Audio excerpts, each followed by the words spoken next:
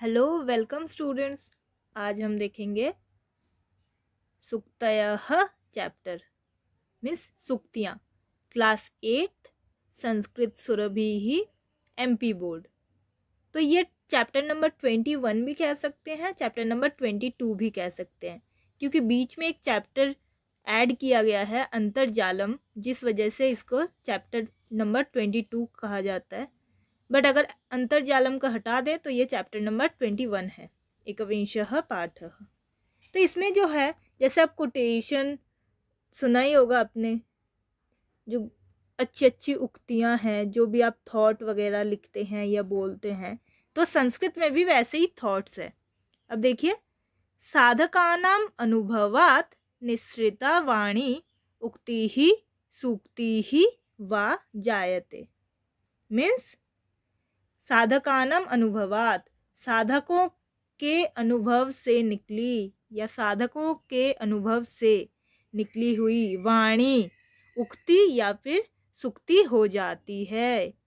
अत्र युक्तेः अपेक्षया जीवनानुभवस्य महत्वं वर्तते। यहाँ उक्ति की अपेक्षा जीवन के अनुभव का महत्व है। सुक्तेः श्रवणानन्तरम् एव वक्तुः श्रोतुः च सूक्तितत्त्वं समानरूपेण अनुभूयते। सूक्ति के सुनने के बाद ही कहने वाला और सुनने वाला सूक्ति के तत्व को समान रूप से अनुभव करता है।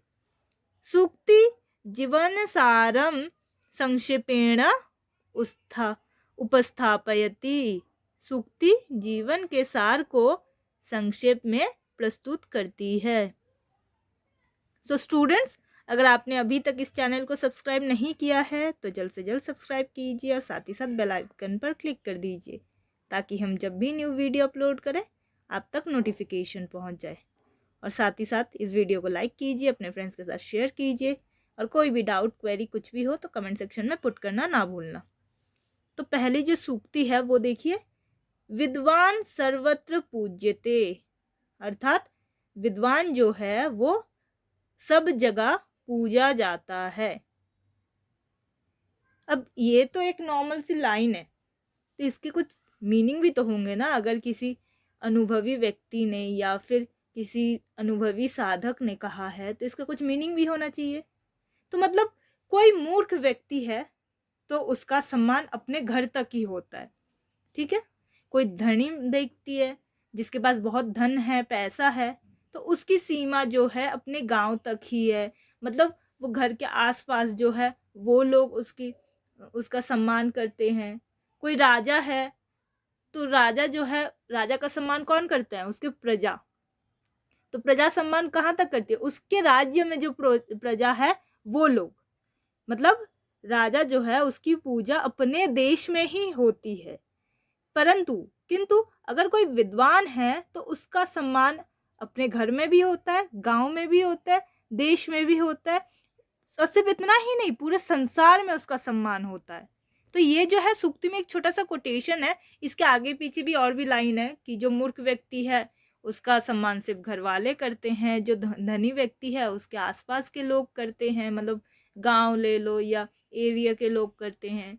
जो राजा होता है उसके किंगडम के लोग उसका सम्मान करते हैं, लेकिन जो विद्वान है उसका सम्मान हर कोई करता है, हर एक व्यक्ति करता है। चाहे कोई भी आप एग्जाम्पल ले सकते हैं, अगर वो ज्ञानी हैं, विद्वान हैं, तो हर कोई सम्मान करता है। स्वामी विवेकानंद का नाम सुना होगा, वो भी विद्वान थे। तो क्या सिर्फ वो अगर इंडियन थे, बंगाली थे, तो क्या सिर्फ इतने ही लोग सीमित है जो उनके सम्मान के लिए खड़े होते हैं या फिर उनका सम्मान करते हैं? नहीं, बल्कि विदेशों में भी उनका सम्मान होता है। तो इसलिए विद्वान सर्वत्र पूज्यते, ये कोटेशन आप लोग याद रखिए, कहीं पर भी आप यूज़ भी कर सकते हैं ये कोटेशन। जबकि दूसरे बच्चे हिंदी में, इंग्लिश में या फिर अपने मातृभाषा में कोटेशन यूज़ करते हैं, लेकिन आप चाहे तो आप संस्कृत में भी यूज़ कर सकते हैं, इसलिए आपको याद रखना पड़ेगा। फिर सेकंड देखिए, महतामेक रूपता, मीन्स महान व्यक्ति एक समान रहते हैं। अर्थात महान व्यक्ति चाहे सुख हो या दुख हो, दोनों ही स्थिति में एक समान ही रहते हैं, क्योंकि सुख दुख तो आते जाते रहते हैं, इसलिए वे अपने स्वभाव में परिवर्तन नहीं करते हैं। महान लोग जो है वो जैसा सोचते हैं वैसा ही बोलते हैं, और वैसा जैसा बोलते हैं वैसा ही करते हैं। उनकी कथनी और करनी मीन्स वो जो कहते हैं और जो करते हैं वो बिल्कुल समान रहता है। फॉर एग्जाम्पल ले लेते हैं, जैसे सूर्य उगते समय भी लाल होता है और अस्त होते समय भी लाल ही होता है। तो वैसे ही महान व्यक्ति जो है वो हमेशा समान ही रहता है। मतलब ये मान लीजिए बहुत से लोग, मतलब सिर्फ स्टूडेंट्स या फिर वैसे कुछ पर्टिकुलर किसी को पॉइंट आउट नहीं कर सकते, बट बहुत लोग ऐसे होते हैं कि कहते तो कुछ और है लेकिन करते कुछ और है। जैसे हम लोग भी कभी कभी बातों बातों में नहीं कहते कि तुम्हारा कहना कुछ और है, करना कुछ और है। तुम कहते कुछ और हो, करते कुछ और हो। मतलब कहने और करने में बहुत फ़र्क पड़ जाता है। इसलिए जो महान व्यक्ति होते हैं ना, वो जो कहते हैं वो करते भी है, तभी तो वो महान है। वरना फिर साधारण होते हैं हमारी तरह कि कुछ कह दिया और कुछ और कर दिया, कुछ और सोच लिया, ऐसे ही। मतलब हम सोचते कुछ और है, बोलते कुछ और है और करते कुछ और है। लेकिन अगर महान कोई होगा तो वो जो सोचेगा, जो बोलेगा वही करेगा, मतलब सब कुछ सेम। इसीलिए एग्जाम्पल भी ऐसा ही लीजिए, जैसे सूर्य है, सूरज, सन, वो भी महान है। क्यों? क्योंकि वो जब उगते समय भी वो लाल ही होता है, अस्त होते समय भी, मतलब सनराइज के टाइम भी और सनसेट के टाइम पे भी वो लाल ही होता है। तो इसलिए सूर्य भगवान जो है या सूर्य जो है वो भी महान है। तो महता में रूपता, ये भी आप याद रख सकते हैं। फिर उसके बाद देखिए, शीलम सर्वत्र वै धनम, अर्थात शील मतलब चरित्र, स्वभाव, स्वभाव सब जगह धन है। शीलम सर्वत्र वै धनम, मतलब विदेश जाने पर विद्या ही तो धन होता है, और क्या है विद्या के अलावा और कोई धन? विपत्ति आने पर बुद्धि ही धन होती है। मृत्यु के पश्चात परलोक जाने पर धर्म ही धन होता है। परंतु विचित्र सब जगह धन है, इसलिए चरित्र की रक्षा करनी चाहिए। मतलब धन का क्या है, वो तो आता है फिर चला जाता है। व्यक्ति धन से क्षीण है तो वह क्षीण नहीं कहलाता, अगर चरित्र के से गिरने पर उसका सब तरफ से पतन हो जाता है। मतलब ये मान लो कि एक व्यक्ति है, ठीक है, उसके पास धन है, मतलब वो बहुत अमीर है, लेकिन कितने दिनों तक अमीर रहेगा? आज है, कल है, परसों रहेगा या नहीं रहेगा ये गारंटी किसी के पास भी नहीं है। लेकिन अगर उसके पास चरित्र है, उसका कैरेक्टर अच्छा है, तो हर कोई उसका सम्मान करेगा। मतलब कि उस चरित्र से, अगर उसका चरित्र अच्छा है तो वो कहीं पर भी जाए, चाहे उसके पास धन हो या ना हो, फिर भी लोग उसके सम्मान में खड़े होंगे। जैसे समय, विपत्ति आने पर अगर कोई प्रॉब्लम आती है, कोई परेशानी आती है, तो उस समय क्या धन हो जाता है? बुद्धि, बुद्धि ही धन है। अगर आप किसी परेशानी में हो तो आप अपने इंटेलिजेंस से उसको सॉल्व कर सकते हो, तो वो उसको धन कह रहे हैं। मतलब ये कि धन मतलब ये नहीं कि सिर्फ पैसा, आप चाहे रुपीज़ में कमा रहे हो या डॉलर में कमा रहे हो, वो धन नहीं है। धन वो है कि आप कभी भी जिस भी सिचुएशन में हो उस वक्त जो काम आ जाए वो धन है। मतलब अगर परेशान हो तो बुद्धि जो है वो धन है, और अगर मृत्यु हो गई है तो आपके जो कर्म हैं, जो अच्छे कर्म हैं, वो धन है।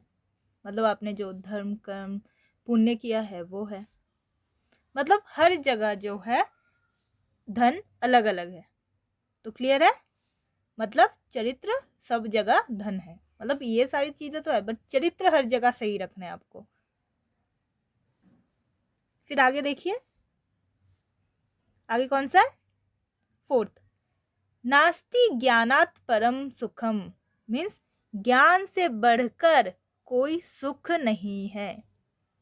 मतलब मतलब ये समझिए कि संसार में सब वस्तुएं नश्वर है, मतलब एक दिन नष्ट हो जाना ही है। वे एक समय आने पर स्वयं ही नष्ट हो जाती है। मतलब जैसे कि कहा कि संसार में हर एक चीज, हर एक वस्तु जो है वो नश्वर है, तो हर वस्तु स्वयं ही नष्ट हो जाती है। केवल ईश्वर ही सत्य सनातन है। जैसे कि हम बचपन से ही सुनते हैं कि ईश्वर जो है वो हमेशा सदैव रहते हैं, विराजमान रहते हैं। जब मनुष्य को ये ज्ञान हो जाता है कि भौतिक सुखों से उसकी अनासक्ति हो जाती है, इसलिए कहते हैं कि ज्ञान से बढ़कर सुख नहीं। मतलब जैसे कि हम मोह माया में फंसे हुए होते हैं, हर कोई, हम मतलब सिर्फ मनुष्य नहीं, जानवर भी मोह माया से फंसे हुए होते हैं। हमारी फैमिली, हमारे बच्चे, हमारे मम्मी पापा, हमारे दादा दादी, इन सब चीज़ों से हम फंसे हुए होते हैं। और जब इस चीज़ को, ये जो भौतिक सुख है, अगर गर्मी लग रही है फैन ऑन कर दो, एसी ऑन कर दो, ठंड लग रही है तो रजाई ओढ़ लो, कंबल ओढ़ लो। तो ये जो भौतिक सुख है, ये जो मोह माया है, इन सब को अगर हम त्याग सकते हैं, इन सब चीज़ों का अगर सैक्रिफाइस कर देते हैं, जो लोग कर सक पाते हैं, मतलब कर तो सब सकते हैं लेकिन हम करना नहीं चाहते हैं, तो जो लोग कर लेते हैं वो कहते हैं कि ज्ञान से बढ़कर कोई सुख नहीं। अगर आपके पास नॉलेज है, आपके पास ज्ञान है, तो उससे बड़ा सुख और कुछ हो ही नहीं सकता। तो इसीलिए जो कहा है, नास्ति ज्ञानम ज्ञानत परम सुखम, मीन्स ज्ञान से बढ़कर कोई सुख नहीं। तो आप चाहे ये लाइन भी याद कर सकते हैं, नास्ति ज्ञानात परम सुखम, मतलब ईश्वर एक है और वो हमेशा रहते हैं, लेकिन जो बाकी वस्तुएं हैं वो स्वयं ही नष्ट हो जाती है।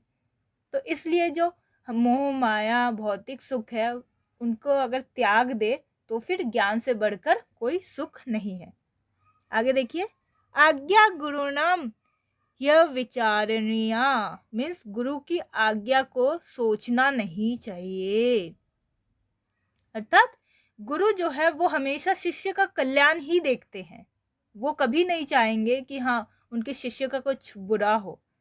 मतलब गुरु जो है वो कुम्हार के समान एवं घड़े के समान होता है, जो वो शिष्य। अब गुरु जो है, गुरु हमेशा क्या चाहता है कि शिष्य के भविष्य का निर्माण करना चाहता है, अच्छे भविष्य का, सिर्फ भविष्य का नहीं, अच्छे भविष्य का निर्माण करना चाहता है। इसलिए गुरु जो भी आज्ञा दे, चाहे वो उस समय अच्छी हो या बुरी, उसके बारे में इतना सोचना नहीं चाहिए।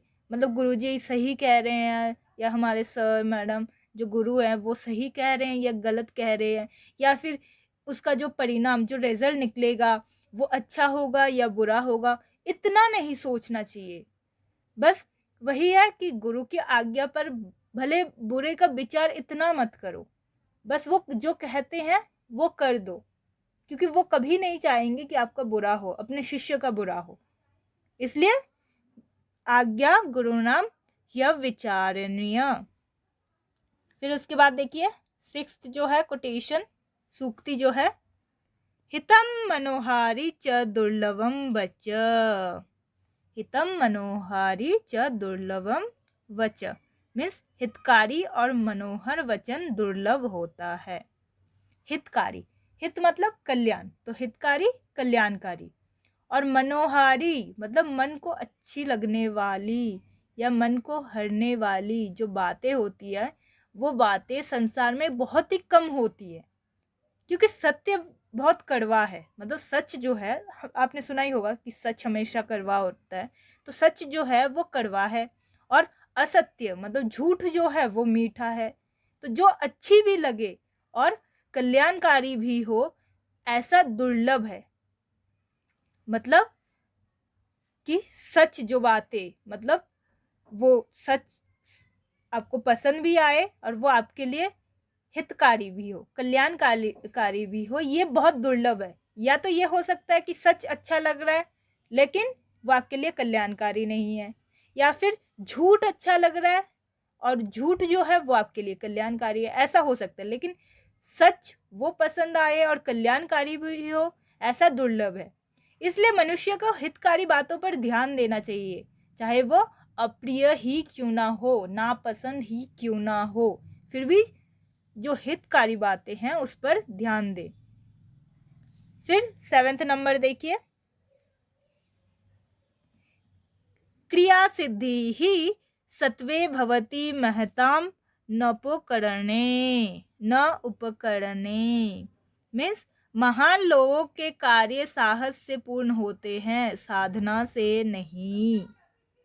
क्रिया सिद्धि सत्वे भवति महतम न उपकरणे, अर्थात महान लोगों के कार्य जो है वो साहस से पूर्ण होते हैं, साधनों से नहीं।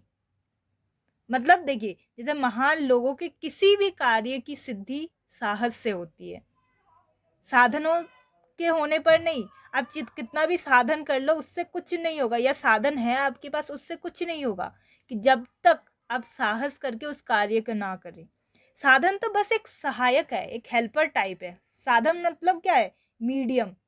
मतलब कोई भी चीज़ जो आपकी हेल्प करे आपकी मंजिल तक पहुंचने के लिए, वो तो बस एक साधन हो गया, तो उससे कुछ नहीं होगा। साधन आपके पास है, लेकिन आप हिम्मत करके अगर आगे ही नहीं बढ़ रहे हो तो आप कहाँ से काम को पूर्ण करोगे? इसलिए कार्य पूर्ण करने के लिए साहस बहुत आवश्यक है। जैसे श्री राम ने अल्प साधन होते हुए भी साहस से लंका पर विजय प्राप्त की थी। उनके पास कहाँ साधन था, कहाँ ज़्यादा चीज़ें थी, या फिर राज्य सैनिक कहाँ थे, लेकिन फिर भी उन्होंने साहस दिखाया और लंका पर विजय प्राप्त की। ऐसे ही जो महान लोग होते हैं ना, तो वो साधन के भरोसे नहीं बैठते कि साधन नहीं है या फिर बहुत सारे साधन है तो काम कंप्लीट हो जाएगा। वो साहस करते हैं, तभी वो कार्य पूर्ण होता है।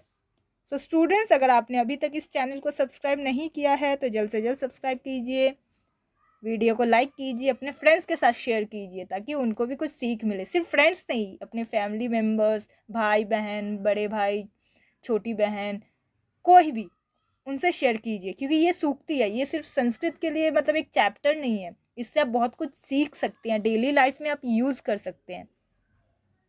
तो आगे देखिए 9th, न रत्नम अन्विष्यति मृग्यते हि तत्, न रत्नम अन्विष्यति मृग्यते ही तत्, अर्थात रत्न किसी को खोजने नहीं जाता अपितु वह स्वयं खोजा जाता है।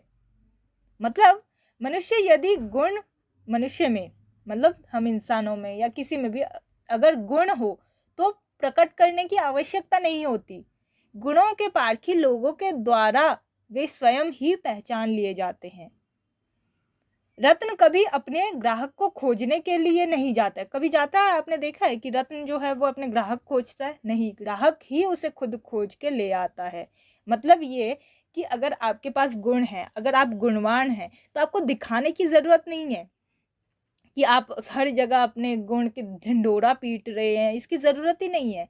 जो अच्छे गुणवान व्यक्ति होंगे, जो अच्छे लोग होंगे, वो खुद ही आपको पहचान लेंगे, वो खुद ही जान जाएंगे कि आप में बहुत गुण हैं। तो फॉर एग्जाम्पल मान लेते हैं कि कुआं जो है वो प्यासे को नहीं खोजता है, बल्कि प्यासा जो है वो कुएं को खोजता है। तो रत्न क्या है? रत्न आपके लिए अमूल्य हो सकते हैं, बिल्कुल हो सकते हैं, लेकिन अब रत्न मतलब ये नहीं कि हीरे जवाहरत। रत्न मतलब कोई भी गुण आप में बहुत सारे हो सकते हैं, लेकिन उस गुण को आपको दिखाना नहीं है लोगों को।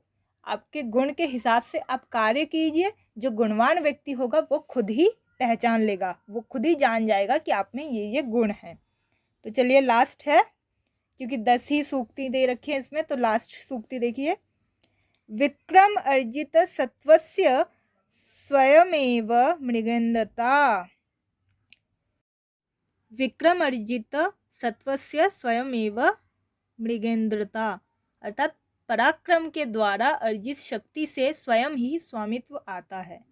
मतलब मनुष्य में जो पराक्रम होते हैं, जो हिम्मत एंड जो भी पराक्रम, उसके द्वारा अर्जित शक्ति से स्वयं ही शासन करने की क्षमता आती है। मतलब फॉर एग्जाम्पल ले लेते हैं कि जंगल में, किसी भी फॉरेस्ट में, जंगल में आप देख लीजिए कि जो सिंह होता है, जो शेर होता है, उस शेर का, उस सिंह का सभी जानवर मिलकर राज्याभिषेक नहीं करते हैं, बल्कि जो सिंह होता है वो अपने पराक्रम की शक्ति से जंगल पर राज करता है।